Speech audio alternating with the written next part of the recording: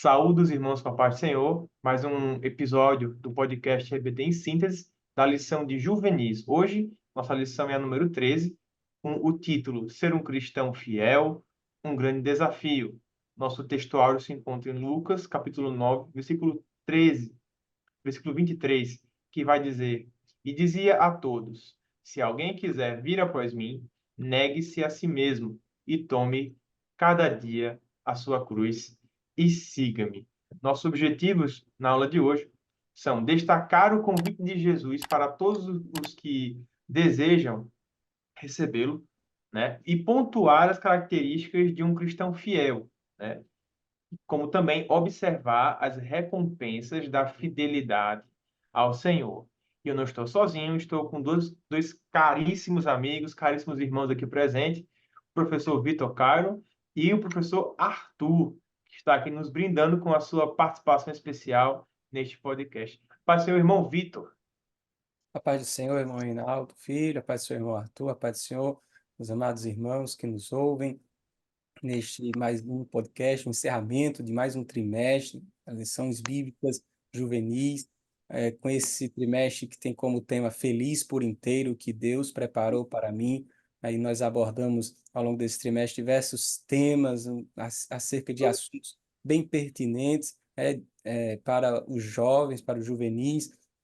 E agora, nesse encerramento, uma lição bem completa, uma lição que destaca aí um chamado do Senhor Jesus para os seus discípulos, né? Um versículo inicial, que é o versículo áureo, um destaque aí, o Senhor Jesus chamando para o discípulo para o segui-lo, para negar a si mesmo, tomar a sua cruz, e também dando um destaque para toda a caminhada cristã como um servo fiel, prudente, aguardando a vinda do Senhor na esperança da vida eterna, finalizando também tocando nesse assunto da vida eterna. Então, é um encerramento de trimestre completo diante de um trimestre que tocou diversos assuntos. Professor Arthur. A paz do Senhor, meus irmãos. Sou o professor Arthur e estamos aqui de forma especial participando. E a nossa perspectiva é que a gente traga para a nossa realidade esse tema, né? Sobre um discípulo fiel, seguir a Jesus de forma fiel. E hoje isso é uma grande. Existe uma grande complexidade, né? Para o jovem, para o adolescente viver nos dias de hoje, porque muitos são as acusações, as perseguições. Então, de forma prática, o que é ser um discípulo fiel, né? Então, é isso que a gente vai tentar abordar, conversar com os irmãos. E eu já queria deixar minha palavra de gratidão ao irmão Reinaldo, ao irmão Vitor, esses professores que estarão conosco aqui para a gente contribuir para a vida de cada um que vai assistir esse podcast. Então, você, professor, prepara o lápis, a caneta, que a gente vai aqui começar a tratar desse tema tão caro para toda a humanidade, né? Quando a gente pensa em ser fiel a Cristo, a gente não é apenas uma característica desejável, mas é essencial para que eu tenha uma vida cristã autêntica. Não dá para ir para o céu sem ser um crente fiel. Não existe um meio termo. Você pode ir para o céu sendo um crente, por exemplo, que sabe tocar violão, um crente que sabe pregar, ou que não sabe cantar, ou que talvez nunca tenha aprendido a ler ou a escrever, mas ser fiel é uma característica essencial, sine qua non, para que você possa ir para o céu. E juntos vamos aqui aprendendo como viver essa realidade em nossas vidas. É minha verdade que ser um crente fiel é muito importante. Mas vamos dissipar aqui, vamos separar as duas palavras. Primeiro, ser crente.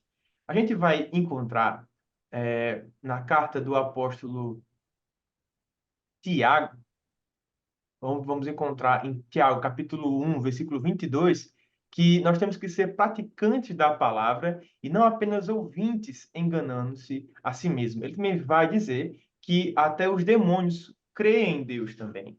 Então, ser crente é muito bom, crer em Deus é muito bom.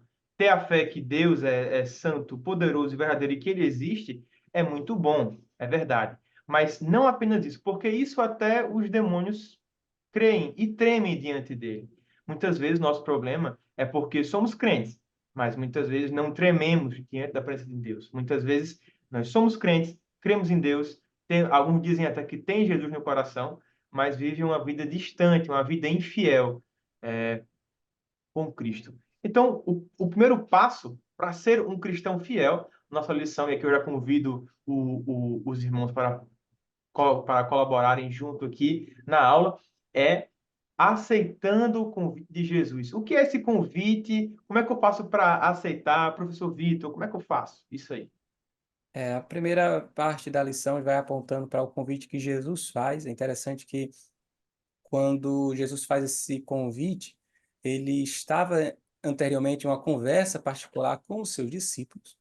Ele estava tendo uma conversa, até uma conversa importante, é aquela conversa em que ele pergunta aos discípulos o que é que estão falando de mim, aquele momento em que Pedro fala, tu és o Cristo, filho de Deus vivo, né? E logo em seguida também recebe uma repreensão de Jesus.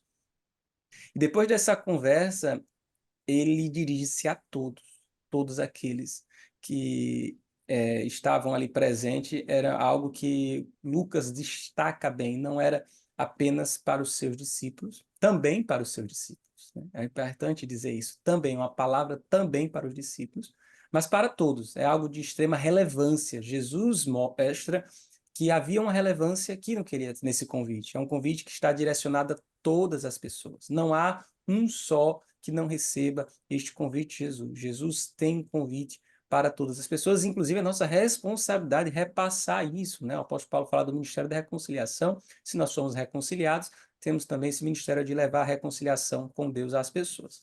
E aí, que convite é esse? Vinde após mim, né? Jesus diz, vinde a mim. Jesus convida ali quem quiser vir após mim. E ele dá aí diretrizes, ele dá maneiras de como acontece esse vir após mim, negue-se a si mesmo, tome cada dia a sua cruz e siga-me. É um destaque importante falar sobre ser discípulo, né? Estávamos aqui falando anteriormente sobre a questão de ser crente, né? Que até os diabos creem. É até uma questão de uso que a gente tem, de vocábulos. A gente prefere se autodenominar crente, mas talvez nós seríamos mais efetivos se nós autodenominássemos cristãos ou discípulos. Jesus nos convida a ser discípulos, ele não convida a ser somente crentes, não somente crer em Deus, mas reger a vida por essa crença, e provar que crer com as atitudes. É isso que um discípulo faz, é alguém que segue, e essa questão de discípulo não é uma coisa nova para aquele tempo, era algo que as pessoas já conheciam o que é ser discípulo. Elas eram, inclusive, conheciam o que era o batismo para ser discípulo. Então, Jesus convida aí para ser discípulo pessoas que sabiam que eram alguém que estava tomando uma atitude de seguir o seu mestre. Inclusive, algo que deve ser dito, todo mestre dava um alvo, todo mestre dava um objetivo para os seus discípulos, e no caso, nosso alvo é a vida eterna, né? Jesus fala lá para a mulher samaritana, aquele que beber de mim, beber desta água, jorrará dele uma fonte para a vida eterna. Então, a palavra de Jesus para os seus discípulos dá um alvo, dá uma maneira de ser, né? Jesus é o caminho, então, e um caminho, a gente normalmente caminha um caminho, mas como Jesus é uma pessoa, a gente não anda por cima dele, a gente tem uma amizade com ele. Então, o caminho Jesus é um caminho que nós nos relacionamos. Então, através de um relacionamento com Jesus, nós alcançamos o alvo, que é a vida eterna. E já no segundo tópico, perdão, no segundo subtópico desse primeiro tópico, quando Jesus fala de negar a si mesmo, eu acho importante a gente frisar aqui essa frase, negar a si mesmo, quando é a mesma palavra utilizada para dizer que Pedro negou Jesus. Como foi a atitude de Pedro de negar Jesus? A atitude de Pedro de negar Jesus foi de agir como se não conhecesse. Então, para ser um discípulo autêntico, que tem como verdadeiro alvo a vida eterna, nós precisamos agir como se não conhecêssemos a nossa vontade, como se não conhecêssemos aquilo que nós queremos. Então, esses dois subtópicos aí, seguir a Jesus, negar a si mesmo, acredito que o professor deve caminhar por estes pontos. Apresentar o alvo à vida eterna, apresentar que ser discípulo é a verdadeira atitude de quem se aproxima de Jesus, não é somente acreditar que ele é o Filho de Deus, porque se você diz que acredita que ele é o Filho de Deus, mas não se comporta como um discípulo de Jesus, você verdadeiramente não acredita, você está mentindo, você é mentiroso. É como alguém que ouve a palavra, né, e não pratica, né? Jesus deixa isso bem claro. E a maneira de nós conseguirmos viver assim, o primeiro passo é negar a nossa própria vontade, sem negar a nós mesmos, sem agir como se não conhecêssemos. Não é que a gente não vai mais ter vontade diferente, né? Enquanto não estivermos na comunhão perfeita, né, na santidade perfeita que nós vamos alcançar no céu, ainda em algum momento vamos ter vontades contrárias à de Deus, mas nós vamos deixá-las de lado, abandonar a nossa vontade, negar a nossa vontade, para viver a vontade de Cristo. É, glória a Deus, é verdade. O Tiago, e aqui já corrigi, não é o apóstolo Tiago, é Tiago que era irmão de Jesus, tá? Eu acho que da outra vez eu falei apóstolo Tiago, né? E que não é verdade. Aqui ali é Tiago o menor, né? Então, Tiago vai nos dizer no capítulo 4, versículo 7, que sujeitai-vos, pois, a Deus, né? Então, veja, é a ideia de que o crente fiel, ele se coloca ali numa fricção límbica, né? Num lugar que a vontade dele não é realizada, que os desejos carnais dele não são realizados. Ali está, então, esse verdadeiro arrependimento, esse aceitar Jesus, esse submeter à vontade de Deus, né? Aqui o ponto 1.3, professor Arthur, fala de tomando a sua cruz a cada dia. Então veja que é uma batalha diária, não é mesmo? É, tomar a nossa cruz é algo que a gente vai aprendendo o real significado durante a nossa caminhada. O professor Vitor falou aí sobre a figura de Pedro, né? E eu acho que dentro dos evangelhos, o processo do discípulo Pedro é o que é mais destacado. Você consegue perceber, por exemplo, o quanto desafiante é quando você observa os altos e baixos que Pedro passa. Pedro, ele, no mesmo capítulo ali de Mateus 16, ele dá uma resposta a Jesus e Jesus vai dizer que aquela resposta foi revelada pelo próprio Deus. E logo em seguida vai acontecer de Jesus falar sobre a sua morte, que era necessário que ele morresse, e Pedro é contra aquele fato de que Jesus estava expondo ali. Ele não concordava. E aí Jesus vai rebater Pedro, dizendo que aquilo que ele está falando vem de Satanás, vem do inimigo das nossas almas. Então, a nossa cruz, a gente vai aprendendo, a gente vai entendendo onde é que nós falhamos, onde é que nós estamos acertando e melhorando. E eu acho que a principal característica da cruz é essa, é entender que esse processo ele vai ser árduo, complicado e sempre de aprendizado, né? Eu falando sobre o seguir Jesus, né? A gente também pensa na história de cada discípulo quando Jesus vai fazer o convite para fazer parte do ministério e alguns prontamente vão, outros Jesus tem que revelar algo sobre a vida deles que eles reconheçam. E no caso, acho bonito no caso de André, é que André ele é chamado por Jesus e Jesus pergunta assim: o que você quer de mim? E André vai dizer assim: eu quero saber onde o Senhor mora, ou eu quero saber onde o Senhor está hospedado. Com essa resposta, André está dizendo assim: eu quero um relacionamento com o Senhor, eu quero saber onde o Senhor passa a maior parte do seu dia, onde o Senhor passa a maior parte das suas dificuldades, da sua realidade, eu quero viver isso.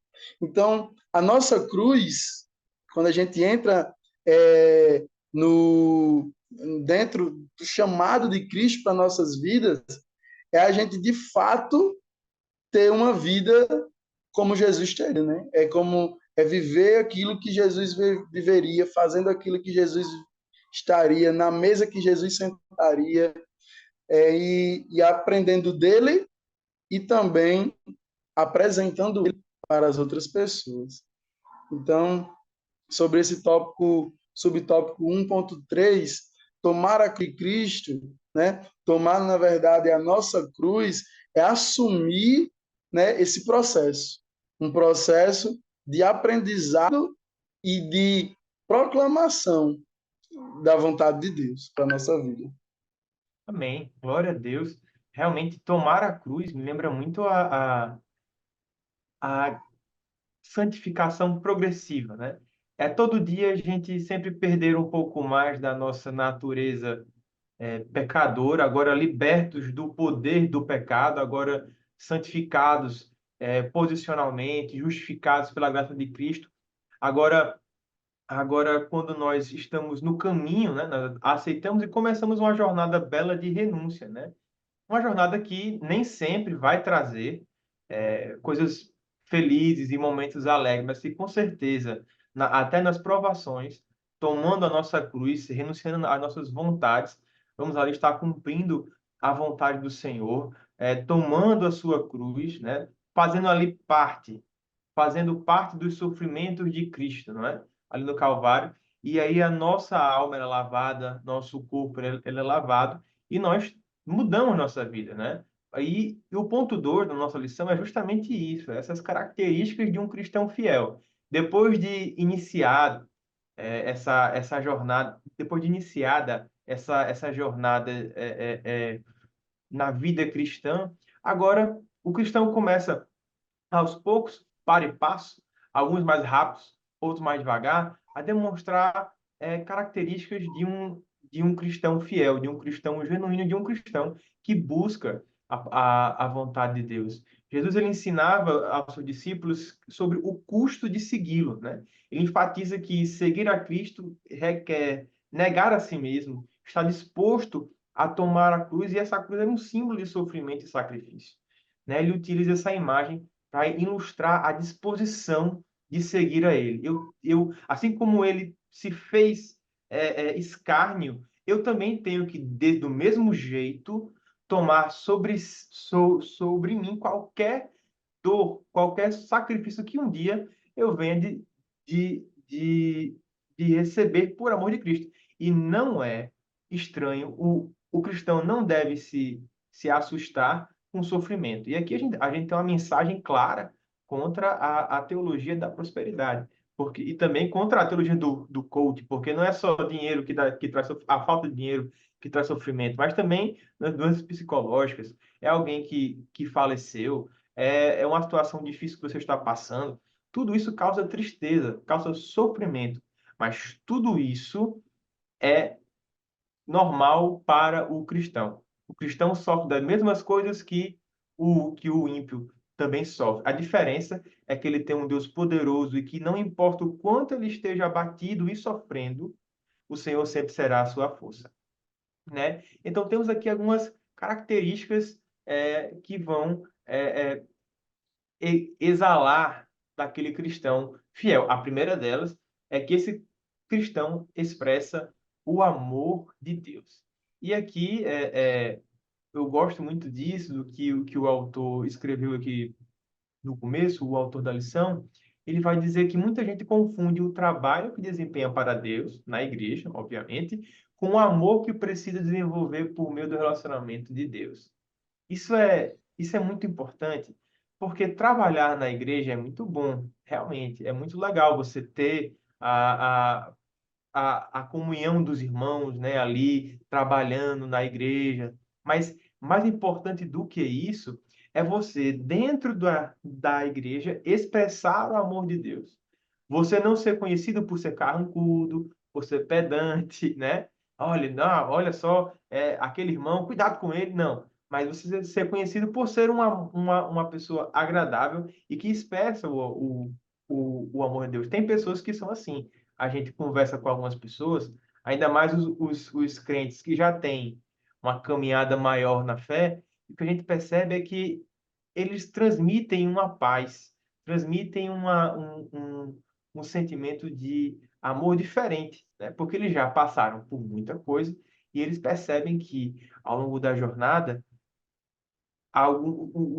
o que mais importa não é se você prega bem, se você canta bem, se você dá uma boa aula, se você faz um ótimo jogral, se você é bom de fazer peças, se você é um ótimo compositor, arranjador, mas o que importa é que se você realmente exala os dons, se você tem os frutos do Espírito Santo, isso na sua vida é o que vai fazer a diferença. Então, meus irmãos, eu quero perguntar a vocês, o que são essas características, essas coisas que marcam a vida, essas marcas, esses destaques que o cristão deve ter em sua vida? Bom, Reinaldo, tomando a palavra rapidinho, é, a gente estava fazendo esse contraponto, né? A própria lição traz sobre o trabalho ao Senhor e a característica do amor. E eu lembro muito do profeta Osés, né?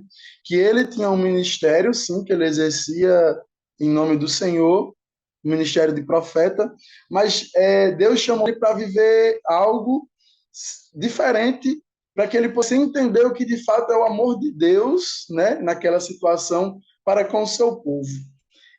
Deus convida Oséias a viver num relacionamento onde constantemente ele precisa estar perdoando a sua esposa, pois ela era infiel. E pela própria direção de Deus, ele precisava, dia após dia, perdoá-la e amá-la e ter essa característica de amor. No capítulo 2, no versículo 19, diz assim: isso aí é Deus falando para o seu povo.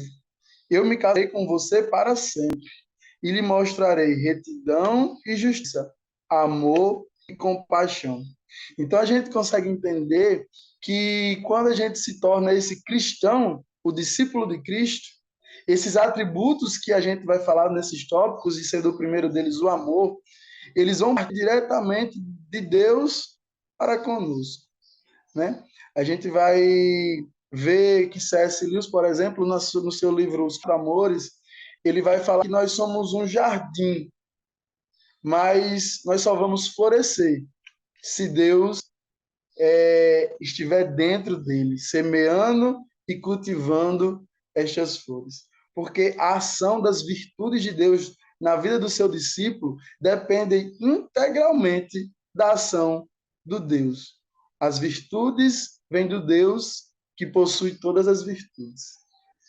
Ainda nesse tema, falando sobre a cruz de Cristo, que claramente é uma disposição para o sofrimento, sabendo que a cruz, e quando Jesus fala isso, ele não havia sido crucificado ainda, ele está falando para os seus discípulos algo a respeito de um instrumento de tortura.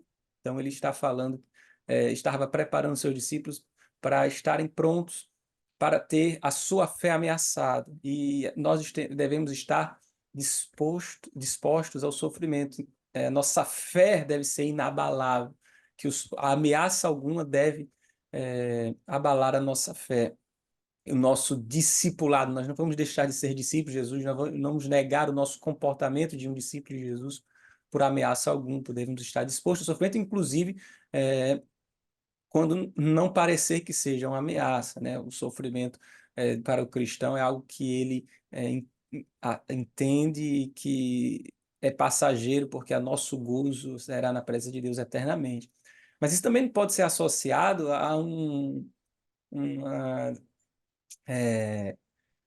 um misticismo com o sofrimento, achar beleza nisso, achar glória nisso, e às vezes a gente confunde as coisas, pensa que ser crente é coitadinho, ser sofredor, e nossas ações têm frutos, né?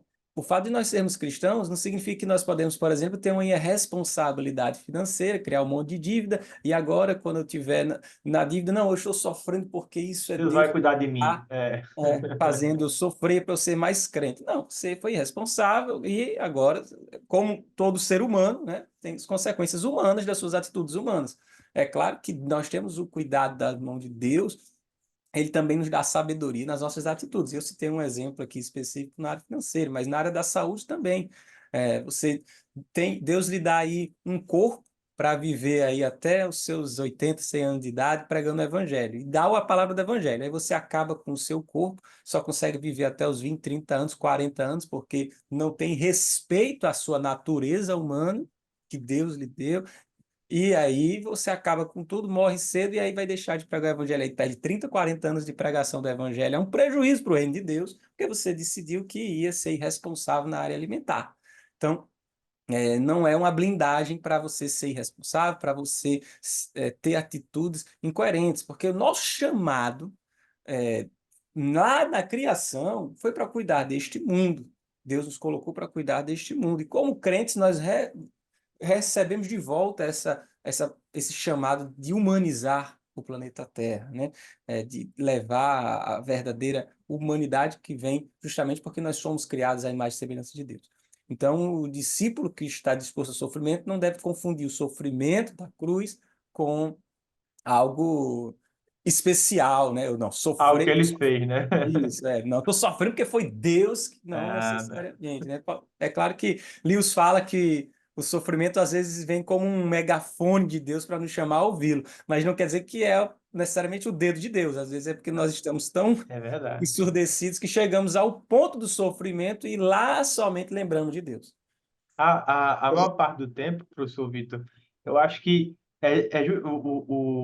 o sofrimento que nós, até mesmo o sofrimento que nós mesmos somos os responsáveis, até mesmo esse é permissão de Deus, porque eu acho que nós não sofremos mais, porque justamente tem a mão de Deus ali. Pode, né? Muitas vezes a Deus, homem, você está errando tanto, deixa eu tirar só um pouquinho o meu dedo aqui, só para você sentir um pouquinho do que eu estou lhe protegendo, não é? E Deus nos livre, meus irmãos, de pecar, de errar, querendo, com vontade, né? Ah, hoje eu vou fazer aquilo. Deus nos livre de cometer esse tipo de pecado. É, é, são pecados voluntários. Deus nos livre disso. Porque isso é uma marca, ou seja, aquele cristão que peca, que erra e que sofre as consequências porque foi descuidado, fraquejou na fé, é uma coisa, mas aquele cristão que cometeu um pecado, que cometeu um delito voluntariamente, Deus nos livre disso. Porque esse tipo de cristão, ele já não está mais vivendo a plenitude do Espírito Santo, ele já não tem mais o Espírito Santo dentro de si. E os nossos sofrimentos, as nossas doenças, as nossas dores, que são causadas pela vida, pela vida, por nossa lide, são coisas que acontecem, né? Não é falta de fé, não é falta, muitas vezes é o próprio Deus fortalecendo a nossa fé, nos dando a oportunidade de sermos mais crentes, de demonstrarmos ali o amor e a luz de Cristo e mostrar a nossa fidelidade, a nossa lealdade a Ele, a nossa identidade cristã. E aqui a gente tem essa identidade cristã, essa fidelidade, identidade cristã, como a marca do verdadeiro discípulo, né? Ele que tem agora um coração temente a Deus e que tem um coração marcado pela vontade de Deus, ele serve a Jesus, né? E interessante que Vitor pontuou aqui, professor Arthur, de que ah, desde o começo da humanidade, o ser humano foi criado para servir a Deus, mesmo. E através desse serviço a Deus, ali há adoração a Deus. Então, por isso que no inglês culto é service, né? Porque você está servindo a quem? Não, é o meu irmão? Assim, é o meu irmão quando abre a porta, quando eu chego mais cedo, ligo o ar-condicionado, os irmãos ficarem, né? Mas eu estou servindo ali, adorando a Deus. E é interessante que quando o cristão ele é verdadeiramente fiel, fiel até a morte, renuncia o pecado, renuncia a, as coisas desse mundo, as suas concupiscências, um cristão que serve na igreja, que é ajudador, que é fiel, que é dizimista, que vai sempre para a escola dominical, esse cristão, ele está ali desenvolvendo uma vida de adoração a Deus. Quando ele faz isso, ele está adorando a Deus. Quando ele serve a Santa Ceia, ele está adorando a Deus. Quando ele dá um abraço em alguém que precisa, ele está ali sendo um instrumento de adoração a Deus. Então, e aqui chega o ponto 3 da lição, essa fidelidade, ela aponta para dois lados, para cima e para o lado, né? Ele tem primeiro em direção a Deus. O cristão fiel, a vida dele é um memorial de adoração a Deus, mas também ele é um memorial para outras pessoas, né? Ele vai ficar ali marcado, ele vai é aquela pessoa que ajuda o próximo, é aquela pessoa que sente uma verdadeira empatia cristã pelo sofrimento do próximo. E, o Tiago, na epístola de Tiago, nós vamos ver que um cristão que não ajuda o seu próximo, um cristão que não tem amor, que não serve o seu irmão, né? Deus nos livre, meus queridos irmãos, do orgulho e do prazer de ser estimado. Que Deus nos livre, meus irmãos, da vontade de ser consultado. Olhe, isso tem muito, né? Na igreja, alguns irmãos ficam meio chateados porque não foram consultados. Ah, não vieram pedir a minha opinião. E eu não sei o quê. Deus nos livre dessa vontade, desse desejo de ser reconhecido até entre os nossos. Na verdade, o que nós temos que ter é o sentimento de inferioridade em relação ao outro. O outro sempre é maior do que eu. O outro sempre é maior e deve ter mais honra do que eu. Não é? Se eu não me engano, ou foi C.S. Lewis, ou foi Charles Spurgeon, que ele disse: não fique triste quando falarem mal de você, porque geralmente você é pior do que eles estão falando. Olha como ele é cru, como ele é incrédulo. Olha, eu sou pior do que ele. Você não faz nem ideia de quanto eu sou pior do que isso aí. Então, na verdade, você entender a sua própria pecaminosidade, a sua não é uma autocomiseração. Não é isso. É como o Vitor disse, o cristão tem que todo dia de manhã pegar um chicote com ponta de prego e se autoflagelar. Não, mas é você realmente se colocar no seu lugar, né? No seu lugar. De homem que é pecador, mas que foi perdoado pela graça de Cristo. É como se você fosse um, um réu num julgamento que você realmente foi o culpado de crimes terríveis, mas aí vem alguém e se propõe a ficar no seu lugar, a tomar a sua pena. E agora você está livre desse julgamento. E aí? Você vai voltar a viver do mesmo jeito, com aquelas suas paixões profanas? Ou você vai agora viver diferente? É como alguém que foi perdoado de uma dívida. Um grande credor vem e perdoa a dívida. E agora o que ele pede é só que eu conte aos outros quem me perdoou, né? Então, essa é a, é a, é a bênção, né? Daqueles que que são a bênção, porque o crente fiel, eles recebem as recompensas da fidelidade, né? Eles recebem as recompensas de uma vida fiel, mas eles também são bênção na vida dos outros. Isso. Reinaldo, a gente falando, né, sobre essa perspectiva do evangelho que é horizontal, mas também vertical, me fez lembrar quando Caim ele comete o homicídio do seu irmão Abel, e aí Deus vai perguntar a Caim, onde está o seu irmão? Aí ele vai dar a resposta seguinte: porventura sou eu cuidador do meu irmão? E aí, Era. se eu fosse Deus, eu ia assim, é, É, exatamente. É exatamente. essa a resposta que eu queria. Eu queria que você soubesse onde ele está, como ele está, e melhor, que você fizesse com que ele estivesse bem. Mas naquele momento, Caim tinha feito totalmente o oposto. Ele já tinha corrompido o seu relacionamento com Deus, que é o vertical.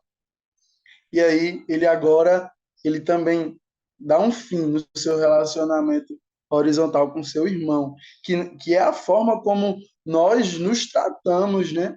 A gente é convidado para viver essa irmandade.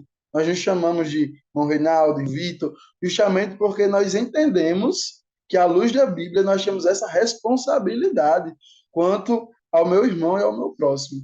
E aí, você também falou, comentou aí, eu gosto muito sobre o perdão de Deus e o amor, e eu lembrei daquela parábola que Jesus fala para explicar ao fariseu, dizendo assim, a quem foi mais perdoado, a quem foi demonstrado mais amor?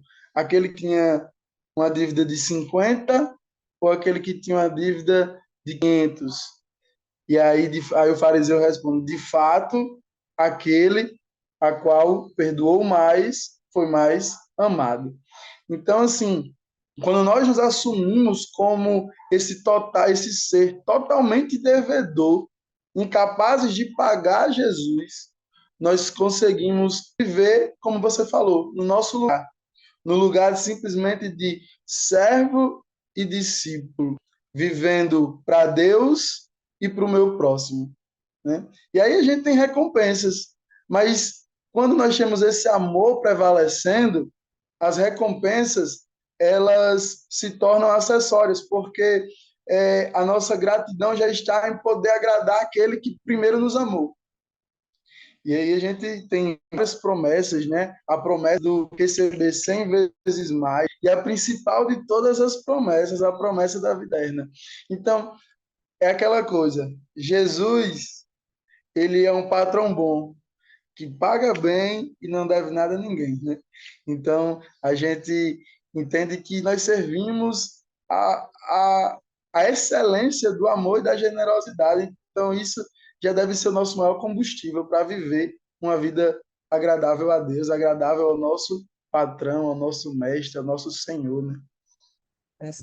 A sequência, né, a lição começa no primeiro tópico falando aí sobre ser discípulo, disposição ao sofrimento, negar a si mesmo.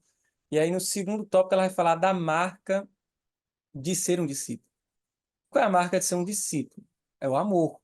A marca de seu discípulo são os frutos do Espírito Santo. Jesus fala isso, né, que vocês serão conhecidos. A identidade, a gente tem a carteirinha de membro, né? Aqui é minha carteirinha de membro, né? Seja qual for, do É até digital agora, Vitor. Isso, Você ficou é. sabendo? E eu, Carteirinha de eu membro estava digital. buscando a Então, autorização, mas eu achei. independentemente do colégio que você faz parte aí, do conselho, mas você tem uma carteirinha de membro ali, você, né, às vezes paga até anuidade para fazer parte, e, e Jesus fala, não, para você ser identificado como cristão, é o amor, a marca, vão reconhecer que vocês são meus discípulos, que vocês me seguem, ao ver o amor de Deus através da vida de vocês. Não vão reconhecer que vocês são cristãos porque vocês têm eloquência na doutrina, na palavra, porque vocês são exímios cantores, músicos de excelência, até mesmo por causa das profecias, até mesmo por causa dos dons de cura, por causa dos dons em geral, né? Dons de língua. Às vezes alguém pensa que porque há muitos milagres ali, existe a presença de Deus. A palavra de Deus diz que a nação de Israel viu ali no Egito milagres que jamais foram vistos iguais, milagres extraordinários. Não se viu mais o mar se abrir, não se viu mais as pragas como que aconteceram, destruindo ali as divindades pagãs do Egito de forma vergonhosa. Não se viu mais água saindo da rocha, não se viu esse tipo de coisa. E diz a palavra do Senhor que Deus não se agradava daquele povo, e inclusive aquele povo não entrou na terra prometida, né?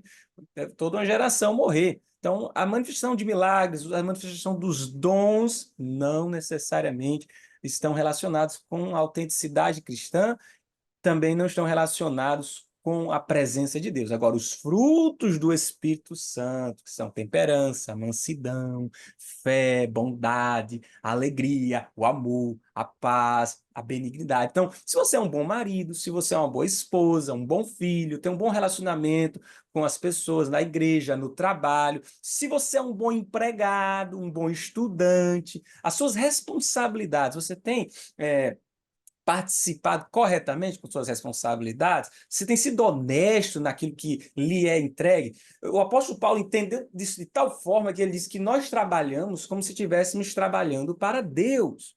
Quando você é desonesto com o seu patrão, você está sendo desonesto para com Deus também.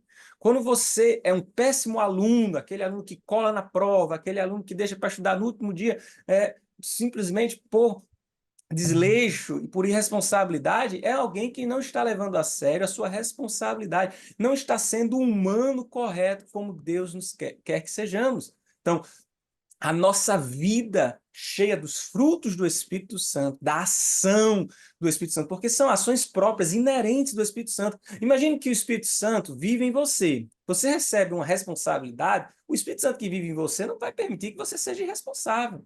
Então, é dessa forma que são conhecidos os discípulos de Jesus. Eles são pessoas melhores. Eles mudam o mundo, eles impactam o mundo através daquilo pelo qual são chamados. E, dentre outras coisas, também podemos ver os dons do Espírito Santo, a doutrina, a música, a palavra, é o que for, os dons de línguas, né, os dons de profecia, os dons de cura, tudo isso pode ser visto também. Mas não necessariamente. Nem todos são chamados para esses ministérios, mas todos são chamados para viver os frutos do Espírito, para viver o amor. É a marca. Sem esta marca, não é identificado como um discípulo de Jesus.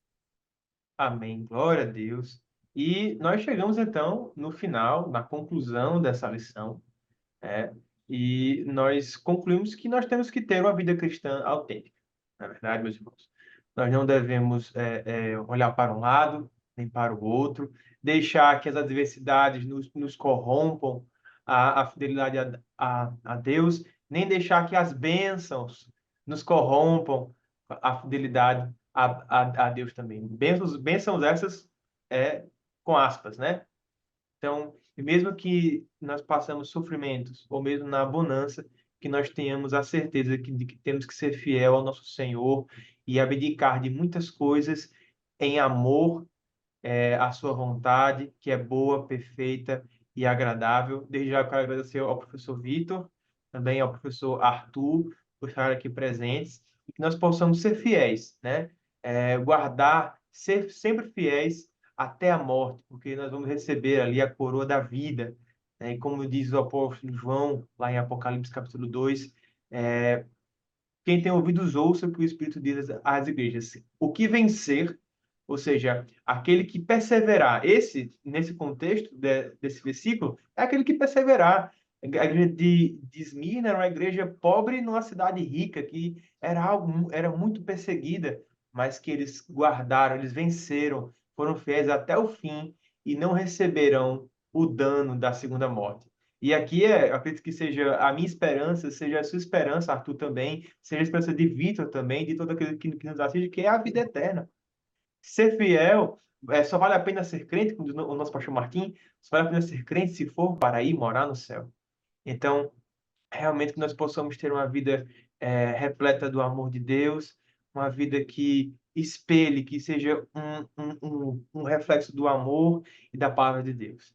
Vou convidar o professor Vitor fazer essa oração, nos despedir, também para abençoar o professor que vai dar a sua aula nesse domingo, que seja uma aula abençoada e que os alunos possam ser tocados, que eu sei que vão ter alunos ali, meus irmãos. Talvez até a sua aula, minha aula, não seja a melhor aula que tenha, mas o fato de você exercer a pedagogia do amor e amar o seu aluno é suficiente. Talvez o seu esforço de se preparar para essa aula, Deus abençoe aquele adolescente, aquele jovem ali que está passando por uma dificuldade em casa, e você, com o seu exemplo de fidelidade, você sendo um cristão fiel, que exala o amor de Cristo, talvez você consiga ir se consagrando, tocar aquela alma, tocar aquela vida pela graça e pela misericórdia do Senhor Jesus. Professor Vitor. Bem, desde já quero agradecer aqui os irmãos que pelo momento pedagógico que tivemos juntos aqui, tem sido uma maravilha estar na presença de vocês.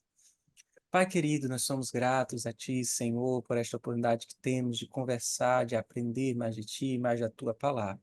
Senhor, abençoa, Senhor, cada um dos Teus filhos, cada um, Senhor, daqueles que estão se dedicando, Senhor, buscando mais de Ti para ensinar o que tem de melhor, Senhor, a Tua palavra aos Teus filhos, Senhor, essa faixa etária de 15 a 17 anos.